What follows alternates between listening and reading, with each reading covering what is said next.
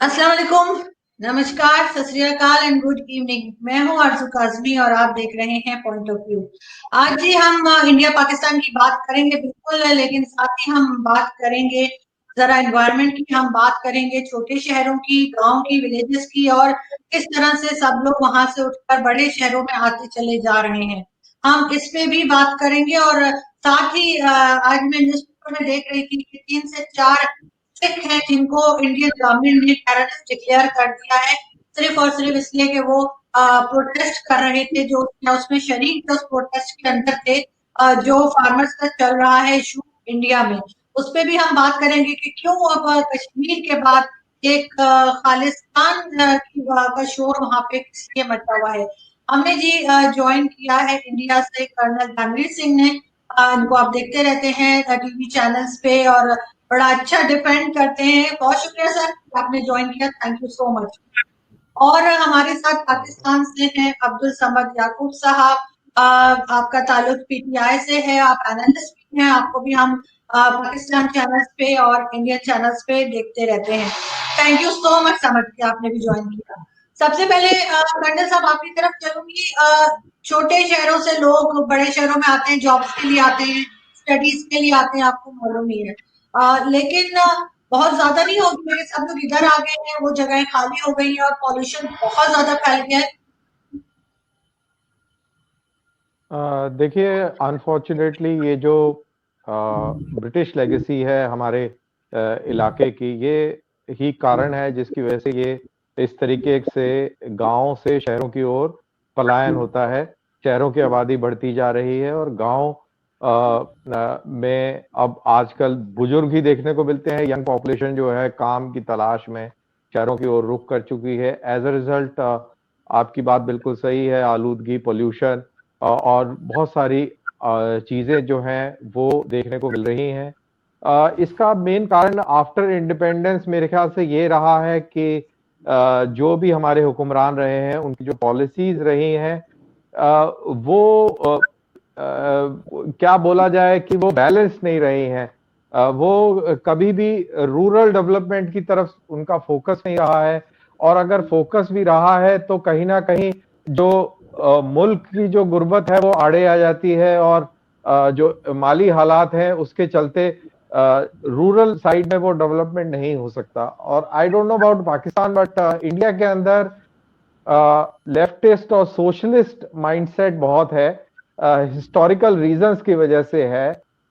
इस मुल्क की आबो हवा में इस तरीके का एनवायरनमेंट है, और सोशलिज्म के चलते और भी मुश्किलें आती हैं कि जो मॉडर्न सोसाइटीज हैं, मॉडर्न वर्ल्ड है, मॉडर्न ग्लोबल ऑर्डर है, उसके अंदर जो हमारा सोशलिज्म है वो सेट नहीं बैठता है। और जो सोशलिस्टिक सेंटिमेंट है, वो जितने भी इंडियन रिलीजन है, that is Sikh, Jain, Buddhist and Hindus, ये socialism is part of our basic inherent culture, and I think that is the problem जो मेरे को लगता है कि ये एक आड़े आता है मुल्क के मॉडर्नाइजेशन में और डेवलपमेंट में। बिल्कुल ठीक। लेकिन उसके लिए पाकिस्तान में क्या हो रहा है, समझ आप क्या बताएंगे, क्योंकि यहाँ भी हम इसी तरह का इश्यूज देख रहे हैं। एग्जैक्टली कर्नल साहब ने ठीक कहा है। जिस तरह उनके इश्यूज हैं, हमारे भी वही इश्यूज है कि जो ग्रीन लैंड है वो कन्वर्ट होती जा रही है ब्राउन लैंड में। ब्राउन लैंड हम उसको कहते हैं जो हाउसिंग सोसाइटीज होती हैं, और अब वो बताइए एक पूरा माफिया है, वो उसको एक्सपैंड करता जाता है वो अपने उसके लिए। अब जाके हमारे यहाँ तो इस गवर्नमेंट ने ये बैन कर दिया कि अब फर्दर एक्सपेंशन आप नहीं कर सकते, यानी ग्रीन लैंड को कन्वर्ट नहीं कर सकते। जो ऑलरेडी अप्रूवल्स आ गए वो आ गए, उसके बाद आप हाई राइज पे जाएं या आप उसी उसको कंजेशन में जाएं। तो अगेन ये तो हमारा जो क्लाइमेट का इशू है ना, वो तो इंडिया पाकिस्तान का वो सेम है, ये पॉपुलेशन का, क्लाइमेट का। और अगेन वही जो रीजन उन्होंने बताया कर्नल साहब ने कि डेवलपमेंट नहीं होती है रूरल एरियाज में, तो लोग मूव करते हैं बेटर अपॉर्चुनिटीज के लिए। लेकिन एक बात से इख्तलाफ करूंगा कि सोशलिज्म नहीं है ऑब्स्टिकल इसके लिए, बल्कि सोशलिज्म तो शायद इसको सूट करती है। ये कैपिटलिज्म की वजह से ये सारा कुछ हो रहा है। कैपिटलिज्म आपको पता है कि फिर वो एक अलग ही वो माफियाज भी जनरेट होते हैं, वो कॉर्पोरेट माफियाज बन जाते हैं। तो उसकी एक वजह रीजन मैं तो कैपिटलिज्म को समझता हूँ। बिल्कुल ठीक। कर्नल साहब, आपका सोशल मीडिया भी देखती हूँ मैं कभी कभार, और बड़ी खूबसूरत पिक्चर्स उसमें आप लगाते हैं बर्ड्स की और इस तरह से। लेकिन आपको लगता नहीं कि कुछ बर्ड्स भी कम हो गए पाकिस्तान में? तो हमें बहुत कम नजर आते हैं, क्योंकि इतनी ज्यादा पॉल्यूशन है और इतनी ज्यादा इस चीज के ऊपर काम बिल्कुल भी नहीं हो रहा, एनवायरमेंट पे स्पेशली। तो जिसकी वजह से ना सिर्फ इंसान बल्कि जो परिंदे हैं, जो बर्ड्स हैं या जो दूसरे एनिमल्स हैं, हम उनकी भी जान खतरे में डाल रहे हैं, और उनको भी हमने बहुत कम कर दिया है। तकरीबन बहुत से लोग जो है वो तो अब है ही नहीं। बहुत से जो नस्लें होती हैं बर्ड्स में, और उसमें वो खत्म होती चली जा रही है।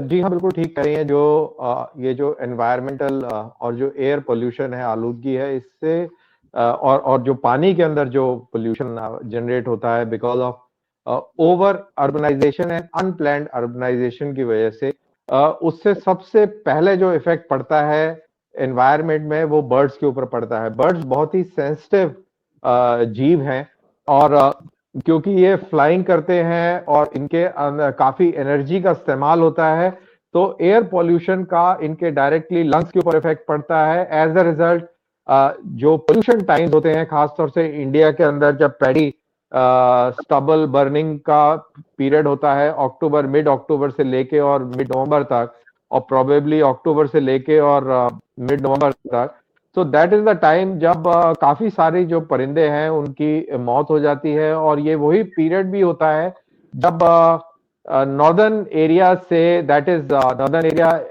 से मेरा मतलब है कि साइबेरिया से और यूरोप से और नॉर्थ अमेरिका से माइग्रेशन होता है साउथ ईस्ट एशिया के अंदर, और इस माइग्रेशन के ऊपर भी बहुत बहुत विपरीत इफेक्ट पड़ता है।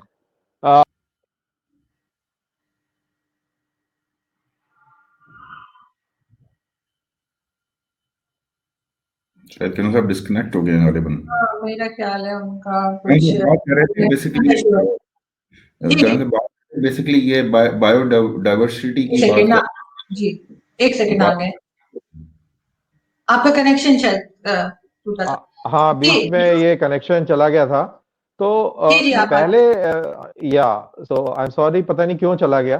तो नहीं नहीं, हाँ, मैं ये कह रहा था कि पहले तो इतना ज्यादा एनवायरनमेंट के ऊपर काम नहीं हुआ, बट पिछले आई थिंक 15-20 साल के अंदर जो जो कंजर्वेशन है और वाइल्ड लाइफ और नेचुरल एरियाज का, वो हिंदुस्तान के अंदर काफी हद तक अच्छा होते चले जा रहा है, दिन प्रतिदिन बेहतर होते जा रहा है। और इसमें मैं गवर्नमेंट की ज्यादा तारीफ नहीं कर पाऊंगा। इसके अंदर जो एक्टिविस्ट हैं और जो एनजीओज हैं, इनका बहुत बड़ा इसके अंदर कंट्रीब्यूशन रहा है, और इनके चलते काफी अवेयरनेस भी है। और जैसा आपने बोला कि आप सोशल मीडिया देखती हैं और उसमें आप तस्वीरें देखती हैं परिंदों की, तो मेरे जैसे ऐसे हजारों एक्टिविस्ट हैं, डायरेक्ट एक्टिविज्म में हैं या इनडायरेक्ट तरीके से लोगों को अवेयर कराते हैं कि ये कितने खूबसूरत जीव हैं जो बोल नहीं पाते, बेजुबान हैं, और इनकी रक्षा करना, सुरक्षा करना, ये हम लोगों का काम है। So that is the message that I generally give with my social media post that I put as far as birds are concerned. बिल्कुल ठीक, और बहुत जबरदस्त चीज है, and I salute you for this कि आप इतना इनके लिए सोचते हैं। क्योंकि जैसे समझ साहब, आप जानते हैं कि आजकल के जमाने में जब हम इंसानों के लिए नहीं सोचते, तो उस टाइम पे जो है वो कर्नल साहब और इन जैसे बहुत से लोग जो हैं वो परिंदों के बारे में और एनिमल्स के बारे में भी सोच रहे हैं। कि बहुत अच्छी बात है और हमें जरूर इससे कुछ सीखना चाहिए। लेकिन समझ क्या करना चाहिए? पाकिस्तान में भी पहले इस्लामाबाद में जैसे मैं रहती हूँ, आप भी इस्लामाबाद आते रहते हैं, आपको याद है ग्रीन बेल्ट हुआ करती थी, और वहां पे अक्सर हम देखते थे कि एनिमल्स को रखा जाता था, हिरन होते थे और इसी तरह से बर्ड्स होते थे। जो रास्ता चलते हमें नजर आता था और हमें ऐसा लगता था हम किसी यूरोपियन कंट्री में हैं। वो चीज अब ऑलमोस्ट खत्म हो गई है, और उसमें एक बहुत बड़ी रीजन हम खुद है। हमने खुद ऐसा एनवायरमेंट किया है जिससे हमने इन बेजुबानों को तकलीफ देके और ऑलमोस्ट खत्म कर दिया है। हर जगह एशिया में स्पेशली, सिर्फ पाकिस्तान की बात नहीं है, सिर्फ इंडिया की बात नहीं है, लेकिन अक्सर जगह पर ऐसा है। तो हम अपने तौर पे ऐसा क्या कर सकते हैं, गवर्नमेंट क्या कर सकती है? Because you're part of Imran Khan's government. देखें, इसको मैं थोड़ा सा इस तरह से आपको एक्सप्लेन करता हूँ कि क्लाइमेट चेंज ने जो सबसे इम्पोर्टेंट चीज़ है, जो सबसे ज़्यादा इफेक्ट करती है, वो है ग्रीन हाउस गैसेस, उसका एमिट होना। ऑल्दो कि पाकिस्तान का जो ग्रीन हाउस गैसेस के एमिशन में सबसे शायद 1% भी नहीं है, सबसे ज़्यादा तो चाइना और अमेरिका इसमें कंट्रीब्यूट करते हैं, उनका शेयर सबसे ज़्यादा है, जिसका इफेक्ट ओवरऑल पूरे ग्लोब पे होता है। इसका होता ये है बेसिकली कि ये जो कर्नल साहब बात कर रहे थे बर्ड्स की, ये बायोडाइवर्सिटी हम इसको कहते हैं। हर एक स्पीशी जो है वो उसको एक खास एनवायरनमेंट चाहिए, टेम्परेचर चाहिए। अब जिस तरह से टेम्परेचर में ग्लोबली राइज आ रहा है, तकरीबन ये अगले कुछ सालों में 5 सेंटीग्रेड तक अगर ये राइज आएगा, तो इस तरह से तो फिर काफी सारी स्पीशीज और जो बर्ड्स हैं वो तो बिल्कुल ही खत्म हो जाएंगी। तो गवर्नमेंट जो है वो दो ही गवर्नमेंट के पास तरीके होते हैं। एक होता है कि उसको मिटिगेट करना, और दूसरा होता है कि अडेप्टिव मेजर्स लेना, कि दरख्त ज्यादा से ज्यादा लगाएं, ये उसको मिटिगेट करने की कोशिश कर सकते हैं। फिर जाहिर बात है फ्लड्स वगैरह ज्यादा आएंगे, बारिशें ज्यादा होंगी, तो वो अडेप्टिव मेजर्स लेने की जरूरत ये है कि डैम्स वगैरह बनाएं। और दो ही अडेप्टिव मेजर्स हैं कि जिस तरीके से अगर क्लाइमेट आपको अफेक्ट कर रहा है तो आप अपने आप को उसके मुताबिक प्रिपेयर करते जाएं, वो होते हैं अडेप्टिव मेजर्स। तो अडेप्टिव मेजर्स भी लेने पड़ेंगे, दरख्त भी लगाने पड़ेंगे, डैम्स भी बना। इंडिया इस पे काफी ज्यादा काम कर रहा है, डैम्स वगैरह पे। हमने शायद अब जाके वो शुरू किया कि हमें जब इस चीज का एहसास हुआ है। तो यही वो चीजें हैं कि अगर बायोडाइवर्सिटी को किस तरीके से हम वो मजीद हम उस पर काम कर सकते हैं ताकि वो उनके ऊपर ज्यादा इफेक्ट ना हो जानदारों के ऊपर। बिल्कुल जी, बिल्कुल ठीक। लेकिन कर्नल साहब, थोड़े दिन पहले जो है मेरे ख्याल almost 3 to 4 months back Indian TV पे बहुत अच्छे अच्छे कमर्शियल्स भी आया करते थे, जिसमें बताते थे कि पानी कैसे बचाना है और पानी को जाया ना करें। तो उससे भी ऑब्वियसली फर्क पड़ता है बहुत ज्यादा, जो मैं आजकल नहीं देख रही। आजकल आपके यहाँ बिल्कुल उस तरह की कोई कमर्शियल नहीं चल रही, कोई प्रोग्राम नहीं चल रहा। लेकिन 3 to 4 months बैक मैंने रिपब्लिक में भी देखा था और कई चैनल्स पे आपके आ रहा था, जो कि बहुत अच्छा इनिशिएटिव था। I really appreciate it. तो अब आप लोग उसके ऊपर काम कर रहे हैं कि पानी को भी बचाना चाहिए और उससे भी फर्क पड़ता है एनवायरनमेंट पे और हर चीज पे। देखिए, जैसा आपने खुद ही बोला कि 3-4 महीने पहले इस प्रकार के इश्तिहार आप देखते थे हिंदुस्तानी टेलीविजनों के ऊपर। ये असल में अब क्यों नहीं दिखते हैं? ऐसे बहुत सारे इश्तिहार हैं जो नहीं दिखते हैं। उसका कारण ये है कि कोविड के चलते पूरे मुल्क में जो लॉकडाउन हुआ और अभी भी काफी सारी रिस्ट्रिक्शंस हैं, हेल्थ हैजार्ड तो है ही, उसके चलते रिलक्टेंस है पॉपुलेशन के अंदर। और जिस तरीके से इंडस्ट्री को और जो इकोनॉमी को चलना चाहिए उस तरीके से नहीं चल रही है। बहुत सारे लेवल्स पर जॉब लॉस हुआ है, बहुत सारी इंडस्ट्री बंद हो गई है। तो जाहिर सी बात है, जहां पे इस तरीके की माइनस में ग्रोथ चल रही हो, वहां पे आप एक्सपेक्ट नहीं करेंगे बहुत सारी कंपनियों को इश्तिहार देने की, उनकी सलाहियत नहीं रहेगी।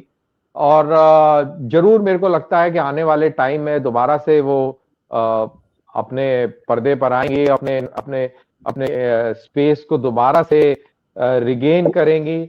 और उसकी कार्रवाई शुरू हो गई है। इकोनॉमी एक अच्छे पेस पर रीग्रो कर रही है, and I am very sure in another 5-6 months things will be back, and आप जो है इस प्रकार के इश्तिहार देख पाएंगे। बिल्कुल ठीक बात कर रहे हैं आप। लेकिन ये चीज चलती रहनी चाहिए।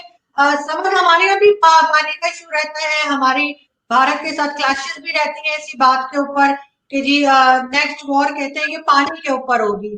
तो यहाँ पे हम ऐसा कुछ कर रहे हैं कि जैसे हम कहें कि हाँ, हमारे आगे जो 100 साल है उसमें हमें प्रॉब्लम नहीं आएगी पानी को लेकर। देखिए, नॉर्मली गवर्नमेंट की अप्रोच क्या होती है? इंफ्रास्ट्रक्चर बनाना, रोड्स बनाना या एयरपोर्ट्स बनाना, इस तरह का, क्योंकि उसमें उनका जो वोट बैंक होता है, जिसमें उन्होंने जाके वो जब अगले इलेक्शन में जाना होता है तो उनको दिखाना होता है। क्लाइमेट चेंज ये एक लॉन्ग टर्म प्लानिंग है। ये वाटर स्टोरेज हो गया, डैम्स हो गए, तो नॉर्मली गवर्नमेंट इस तरफ सोचती नहीं है। हमारे यहाँ तो खास तौर पे, क्योंकि पूरी आपकी जो पॉलिटिक्स है ना, इलेक्टोरल पॉलिटिक्स, वो आपने जाके, अब डैम 5 साल में नहीं बनता, उसको टाइम चाहिए। तो वही अगेन मैंने आपसे बात की कि इंडिया ने शायद इस मामले में बहुत ज्यादा काम किया है हमारे निस्बत। शायद उनकी जो डायनामिक्स होंगी, पॉलिटिकल डायनामिक्स, उनके यहाँ वो रियल इश्यूज डिस्कस होते होंगे। बट हमारे यहाँ पिछली गवर्नमेंट जो रही हैं वो हमेशा से यही आके बताती रही है कि हमने मेट्रो बना ली, हमने रोड्स बना ली, हमने मोटरवेज बना ली है, जहाँ PMLN हो गई। तो खास तौर पे ये निगलेक्टेड एरिया है, ये जिसका सबसे ज्यादा इफेक्ट हमारी इस पॉपुलेशन पे या हमारे इस रीजन पे पड़ेगा। ठीक है, इस क्लाइमेट तो एक जॉइंट इशू है ना, तो वो अगर इंडिया की तरफ से जब पानी ज्यादा आ जाता है, हमारी तरफ तो सैलाब आ जाते हैं। अब अगर वो पानी उनके तरफ ज्यादा आएगा तो जाहिर बात है उन्होंने छोड़ना ही है, आखिर जाना तो समंदर में ही है ना पानी, अगर हम उसको वाटर स्टोरेज या डैम्स नहीं बना सकेंगे। तो इस मामले में अच्छी बात है कि आपने ये क्वेश्चंस रेज किए हैं, अदरवाइज इन इश्यूज के ऊपर तो कोई सवाल भी नहीं करता, वो लोगों के लिए ये मोस्टली बोरिंग टॉपिक्स हो जाते हैं। अभी भी व्यूज कम आएंगे। लेकिन मुझे ये बताइए ना, समझ के अगर रोड्स ना बनी होती तो अगर जो इमरान खान साहब ने हॉस्पिटल बनाया है या यूनिवर्सिटीज हैं तो लोग वहां तक कैसे पहुंचते? मुझे ये बात कभी भी मैं समझ नहीं पाई कि आप लोग रोड्स के ऊपर इतना ज्यादा क्रिटिसिज्म आपके यहाँ से होती है, आपकी पार्टी की तरफ से और सबकी तरफ से। तो अगर रोड नहीं होगी तो पहुंचेंगे कैसे जिस जगह जाना है? तो वो भी इक्वली इम्पोर्टेंट है, आप उसको कैसे उस लिस्ट में से निकाल सकते हैं? नहीं, मैं प्रायोरिटी की बात कर रहा हूँ। गवर्नमेंट जो होती है ना वो अपने एजेंडा प्रायोरिटाइज करती हैं कि क्या हमें एक एयरपोर्ट की जरूरत है कि हमें हॉस्पिटल की जरूरत है। अब जो बजट आपके पास होता है या जो आपने प्रोजेक्ट्स करने होते हैं, आपको एजुकेशन में स्पेंड करना है या आपको मोटरवेज बनाने हैं, इससे इनकार नहीं किया जा सकता कि जो मैस ट्रांसपोर्ट वगैरह या इस तरह की जो रोड्स वगैरह है उनकी जरूरत नहीं है, ये बात नहीं होती। ये जब आप इवन अपने घर का भी बजट बंदा बना रहा होता है तो उसमें प्रायोरिटाइज करता है कि वो मैंने बच्चों की एजुकेशन पे खर्च करना है, मैंने मेडिकल पे खर्च करना है, या कि वो जाके लग्जरीज में जब जाके चला जाएगा और एक एरिया को निग्लेक्ट कर देगा सिर्फ ये दिखाने के लिए कि उससे उसको वोट मिलेगा। और डेफिनेटली वो उनका क्लेम यही होता है ना कि आपने जो मल्टी बिलियंस के ट्रिलियंस के प्रोजेक्ट्स आपने बना दिए हैं, बट आपने गलियां मोहल्ले, ये फिर वही अगेन बात आ जाती है कि आपने रूरल एरियाज में कोई स्पेंडिंग नहीं की या उनको आपने निगलेक्ट किया है। आपने शहरों पे स्पेंड कर दिया, सारे लोग, लाहौर की मिसाल दे दें, सारे लोग लाहौर आ गए, अब वो शहर वो उसकी कैपेसिटी नहीं है कि वो इतने ज्यादा लोगों को वो कर सके। जब आप इतनी ह्यूज माइग्रेशन होगी तो फिर वो रूरल एरियाज के लोग वो भी आखिर सिटीजन ही होते हैं अक्रॉस द बोर्ड, वहां पे भी, इंडिया में भी और हमारे यहाँ भी। तो होना ये चाहिए कि वो प्रायोरिटाइज करें कि आप एजुकेशन पे खर्च कर रहे हैं, आप एक नेशन बना रहे हैं, ये आपको इंफ्रास्ट्रक्चर चाहिए। तो यही एक प्रायोरिटी होती है गवर्नमेंट की। बिल्कुल ठीक। कर्नल साहब, एक चीज जो मैं हमेशा इंडिया की अप्रिशिएट करती हूँ एंड आई विश कि हम लोग उस चीज को सीख सकें, वो है आपका एजुकेशन सिस्टम। आप लोग या आईटी एक्सपर्ट्स जो हैं वो बहुत ब्रिलियंट निकलते हैं और पूरी दुनिया में मौजूद हैं।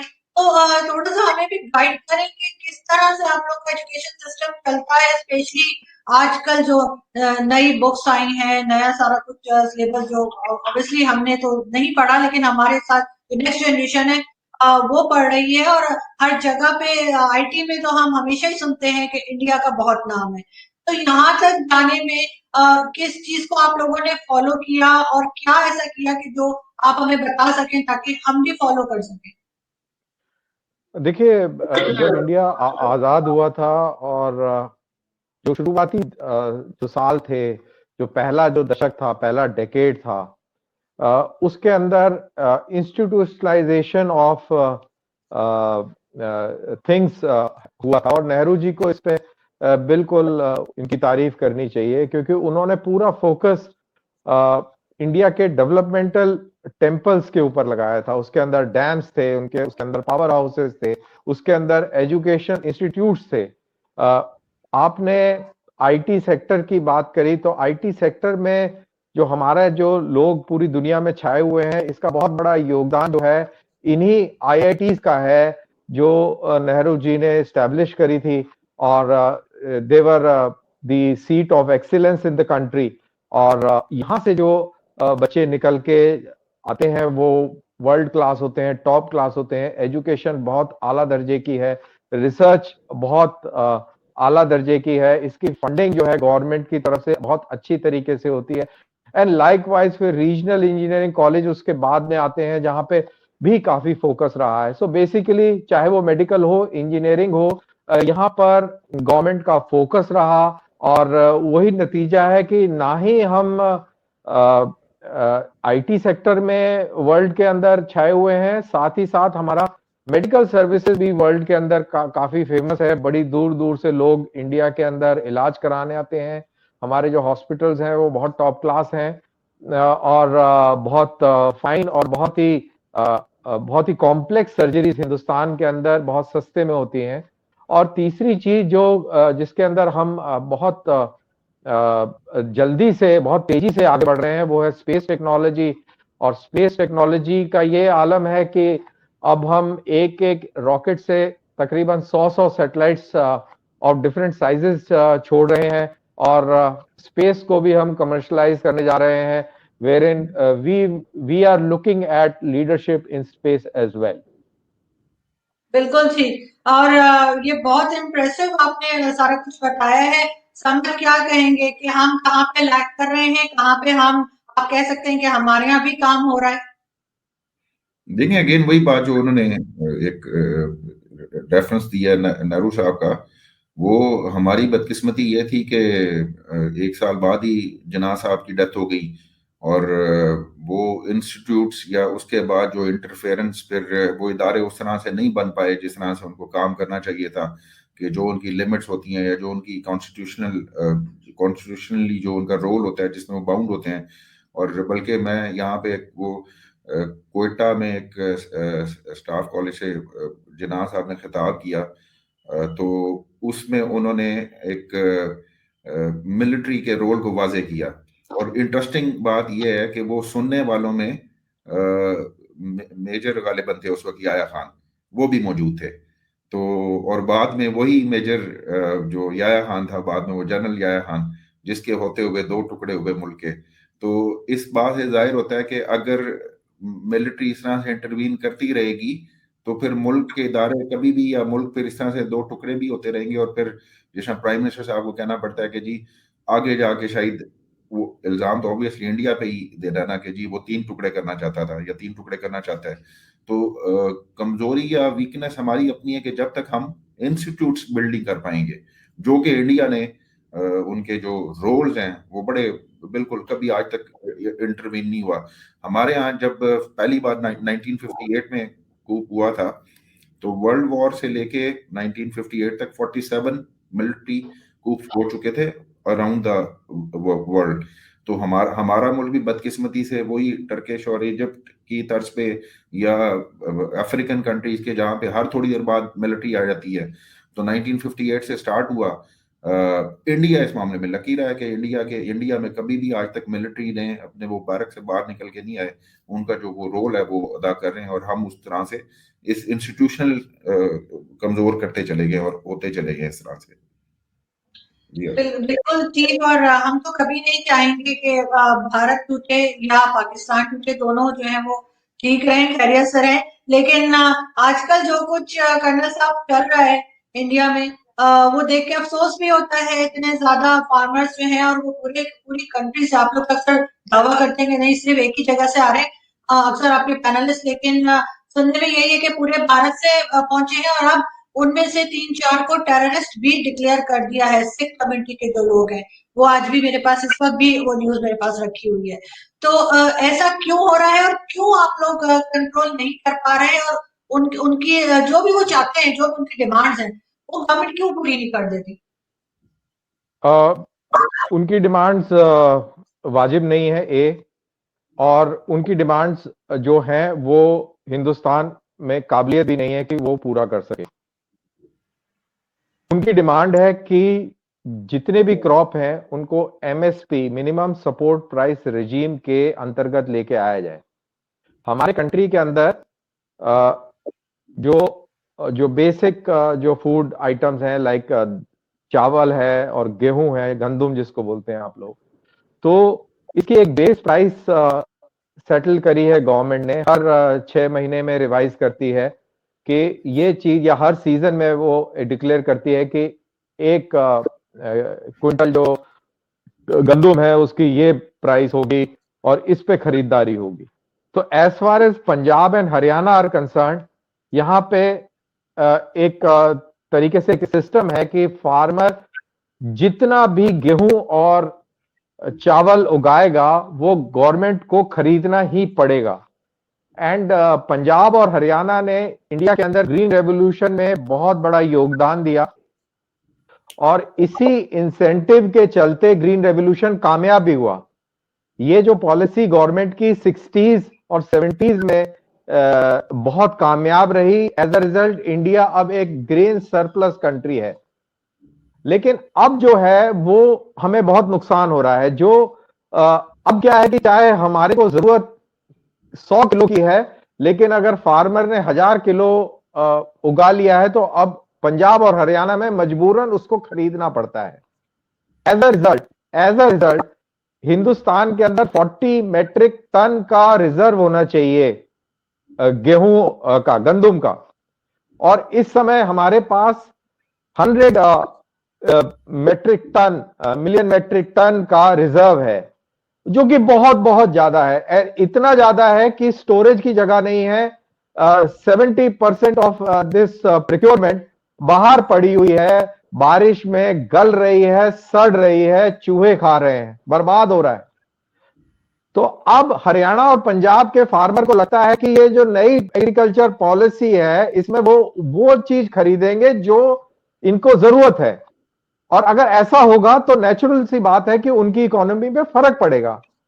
Most threatened people as far as farmers are concern वो इस समय हरियाणा और पंजाब का ही है, क्योंकि जो मॉडल वो अभी फॉलो कर रहा था वो मॉडल अभी खतरे में है। इसीलिए वो सड़कों पे आया हुआ है, इसीलिए एहतजाज कर रहा है। 130 करोड़ का मुल्क है हमारा। इस 130 करोड़ के मुल्क में कुछ 1000 फार्मर्स जो हैं वो दिल्ली के आसपास आके और धरना प्रदर्शन जल से कर रहे हैं। बाकी कंट्री के अंदर कोई प्रॉब्लम नहीं है। बाकी कंट्री के अंदर फार्मर्स जो है बहुत खुश है। In fact they are so happy कि अब उनको प्रोग्रेस करने में और उनको अभी अपनी इकोनॉमिक अपलिफ्टमेंट में फायदा होगा। तभी आप देखेंगे कि बाकी मुल्क के अंदर कोई प्रॉब्लम नहीं है, फार्मर अपनी खेती कर रहा है, किसी को कोई तकलीफ नहीं है। लेकिन पंजाब हरियाणा के अंदर उनका जो मॉडल है वो अभी थ्रेटेंड है, इसलिए वो सड़कों पे आए हुए हैं। अब आपने बोला कि उनकी डिमांड क्यों नहीं मान लेते। उनकी डिमांड ये है कि ये तीनों कानून वापस लें। तो सबसे पहले तो ये कानून वापस इसलिए नहीं लिए जा सकते कि एक डेमोक्रेटिक तरीके से पार्लियामेंट इलेक्ट हुई और उस पार्लियामेंट के अंदर लॉ पास करे गए। अगर आप रोड पे आके और प्रदर्शन करके, जलसे करके, जुलूस निकाल के और ये तमाशे करके आप पार्लियामेंट को अंडरमाइन करते हैं, अगर ये गवर्नमेंट जो है लॉस को वापस लेती है। एक दूसरी चीज उनका ये कहना है कि एमएसपी हर चीज पर लागू कर दी जाए। तो एमएसपी हर चीज पर अगर लागू करेंगे तो गवर्नमेंट का एनुअल जो खर्चा है वो 17,000 करोड़ का आएगा, और गवर्नमेंट की जो टैक्सेस से आमदनी है वो 12,000 करोड़ की है। तो इंडिया के अंदर कैपेबिलिटी ही नहीं है कि एमएसपी के ऊपर सारे के सारे जो है ग्रेन्स खरीद लिए जाएं। तो जहां पंजाब और हरियाणा के फार्मर की जो शक है, जो उसको तकलीफ है, वो बिल्कुल जायज है। लेकिन एट द सेम टाइम जो उसने तरीका इख्तियार किया है इसको हासिल करने का, शायद वो नामुमकिन है। और ये फार्मर्स को भी समझ में आ रहा है। जैसा मैं और आप बात कर रहे हैं इस समय 10-15 यूनियंस जो है फार्मर्स की, वो उनको समझ में आ गया है, they are withdrawn from the protest. अब आपका जो एक और जुड़ा हुआ सवाल था कि कुछ लोगों को खालिस्तान के चलते टेररिस्ट डिक्लेयर कर दिया है, तो आई एम वेरी श्योर अगर डिक्लेयर किया गया है तो उनकी कुछ एक्टिविटीज होंगी जिसकी वजह से डिक्लेयर किया है। और हमारे यहाँ की एजेंसीज ऐसे नहीं है, they are not, they don't get into knee jerk reactions and political motivation से उनका कोई काम नहीं है। तो अगर इस तरीके की कोई चीज है तो पक्का वो ऐसी चीज होगी, और अगर वो खालिस्तानी और टेररिस्ट डिक्लेयर हो गए तो बहुत अच्छी बात है। बिल्कुल। मुझे ये बताइए समर साहब के हर चीज में इंडिया में कुछ भी होता है उसमें एक टच पाकिस्तान का और खालिस्तान का क्यों आ जाता है? देखिए, इससे पहले मैं थोड़ा सा कर्नल साहब की बात को आगे लेके चलूंगा कि थोड़ा सा कंपैरिजन में जाऊंगा कि वो जो कह रहे हैं कि उनका फार्मर डिमांड कर रहा है मिनिमम सपोर्ट प्राइस हर क्रॉप के ऊपर। हमारे यहाँ थोड़ा सा इस तरह गया है कि जो एसेंशियल क्रॉप है, जो एसेंशियल्स हैं, फॉर एग्जांपल वीट होगी, उस पर तो गवर्नमेंट फिक्स करती है, गवर्नमेंट बाइंग भी करती है, मिनिमम सपोर्ट प्राइस भी फिक्स करती है। बट ऑन अदर एंड जब ये आता है शुगर केन आता है, इसका गन्ना, इसके लिए उसको छोड़ दिया जाता है उसके रैमो करम के ऊपर। जो शुगर माफिया है, शुगर एसोसिएशन है, वो प्राइस फिक्स करती है, फिर वो उनको लेना पड़ता है, फिर गवर्नमेंट को सब्सिडी देनी पड़ती है। इंडिया जो करने जा रहा है वो करने जा रहा है उसको ओपन मार्केट में, कि जो भी है किसान से डायरेक्ट कहीं पे भी उसको खरीदा जा सके। बजाय जो मैंने पढ़ा है बिल, मुझे तो वो एक अच्छा बजाय नजर आ रहा है कि किसान से directly minimum support price fix किए बगैर ओपन मार्केट के ऊपर, हो सकता है कि उसकी प्राइस उसको बहुत ज्यादा अच्छी मिल जाए, ठीक है, ताकि वो उन जिस तरह हमारे यहाँ एसोसिएशन जो है वो ब्लैकमेल करती है, वो गन्ना खरीदने से इनकार कर देती है। जब गन्ना खरीदने से इनकार करती है तो गवर्नमेंट इंटरवीन करती है, गवर्नमेंट इंटरवीन करती है तो एसोसिएशन डिमांड करती है कि क्रॉप, ये हमारी क्रॉप हमारी जरूरत से ज्यादा है, अगर हम इसको खरीदेंगे, हम एक्सपोर्ट करेंगे तो आप हमें सब्सिडी देंगे। वो फिर माफिया, अब देखे ना, चीनी 55 रुपए से हमारे यहाँ तो 105 रुपीज पे पहुंची, फिर अभी रिवर्स हुई है थोड़ी। तो ये कोशिश कर रहे हैं कि उनके राइट्स को सिक्योर किया जाए। हमारा तो टोटली ऑपोजिट है। पाकिस्तान फैक्टर, हमारे यहाँ इंडियन फैक्टर्स, किसी चीज को भी आपने जब सबूताज करना है या जब आपने उसको वो करना है तो उसमें आप एक बैरूनी, क्योंकि वो जिस तरह उन्होंने कहा था हमारी मिनिस्टर ने कि जी वो चूरन, इंडिया वाला चूरन ज्यादा बिकता है। तो किसी चीज में भी अगर आप पीडीएम के जलसों की बात कर रहे हैं तो आप वहां पे भी इंडियन, उनको कहेंगे जी इंडियन एजेंडा, क्योंकि जो मैसेज है, जो पब्लिक है, उनको अगर ये महसूस हो जाए कि इनको इंडिया सपोर्ट कर रहा है तो वो नेचुरली एक जो एंटी इंडिया सेंटिमेंट है वो आ जाता है कि जी ये तो बैरूनी कुव्वतों के, वो इंस्टेबिलिटी जो है ना वो इंडिया चाह रहा है। अब किसान फार्मर्स में जब इन्होंने जब उनको खालिस्तान से जोड़ दिया या वो करने की, सबुटाज करने की कोशिश की उनकी उस मूवमेंट को या उनके उस प्रोटेस्ट को, तो वो भी वही फैक्टर आ गया कि पाकिस्तान के ऊपर इल्जाम आ गया। ऑल्दो कि किसी हद तक ये इल्जाम ठीक भी होते हैं, ये नहीं कहा जा सकता कि बिल्कुल इसको निगेट नहीं किया जा सकता। अगर ये चीजें ना हुई होती, पास्ट में ये चीजें ना हुई होती, या जिसके एविडेंस ना मिले होते, अगर हम बलोचिस्तान की बात करते हैं, वो कश्मीर की बात करते हैं, वो नॉन स्टेट एक्टर्स की बात करते हैं, कोई भी नॉन स्टेट एक्टर, मेरा मानना ये है कि वो स्टेट की सपोर्ट, कहीं ना कहीं से सपोर्ट लिए बगैर वो एक्ट नहीं कर पाता। तो ये ब्लेम गेम जो है वो तब तक जारी रहेगी जब तक हम कन्फ्लिक्ट्स को रिजॉल्व करने के लिए ये कॉन्फिडेंस बिल्डिंग मेजर्स नहीं लेते, जिसमें जिस आज हम बैठे हैं, ये पीपल टू पीपल कांटेक्ट हो रहा है, ये भी एक सीबीएम होता है, कॉन्फिडेंस बिल्डिंग मेजर के तौर पे लिया जाता है। और दूसरी गवर्नमेंट्स तो इसको अप्रिशिएट करती हैं, इवन मुशर्रफ के दौर में इसको बड़ा अप्रिशिएट किया गया था। यहाँ से कल्चरल डेलीगेशंस भी, जर्नलिस्ट भी जाते थे वहां पे, वहां से इवन स्टूडेंट एक्सचेंज प्रोग्राम के ऊपर भी बात हुई थी, ऑल्दो कि वो कभी फिर बात आगे बढ़ नहीं पाई।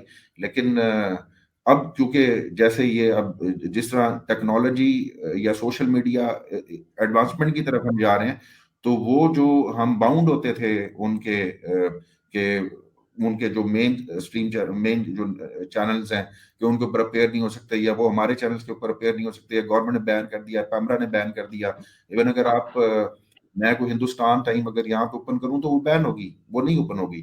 बट इन सारे बैरियर्स के बावजूद भी आज हम उस पीपल टू पीपल कांटेक्ट में आज हम बात करें, और ये ओपिनियन लोगों की जो आने वाली जनरेशन हैं ये उनको सॉफ्ट करेंगे। ये एक नैरेटिव दोनों तरफ से एक दूसरे को जानने का मौका मिलेगा अगर तो हम इसी तरीके से गुफ्तगू करते रहे। बट अगर मकसद वो हुआ कि जो नॉर्मली वो जो रेटिंग की खातिर कुछ एंकर या एक दो एंकर्स वो करते हैं और दोनों को लड़ाना और उसके बाद फिर उसको एंजॉय करना, तो उससे नहीं, उससे मसाइल हल नहीं होंगे। बिल्कुल ठीक बात कर रहे हैं आप, लेकिन सबसे ज्यादा जो एक बात आपने बीच में भी एक कही, और वाकई में वो मैं भी फेस करती हूँ कि जब इंडियन चैनल्स के जो लोग हैं वो मुझे लिंक भेजते हैं कि जी आज का टॉपिक क्या है, और फिर जब मैं उसको ओपन करती हूँ और वो लिंक ओपन नहीं होता क्योंकि हमने यहाँ से उसको बैन कर रखा होता है। तो ये चीज तो बिल्कुल नहीं होनी चाहिए, और बहुत अजीब लगती है कि हमने उनकी वेबसाइट्स को ब्लॉक करा हुआ है, हमने उनके चैनल्स को ब्लॉक करा हुआ है। क्यों देखना नहीं चाहते? कि जब तक हम देखेंगे नहीं हमें पता कैसे चलेगा हमारे बारे में बात क्या हो रही है?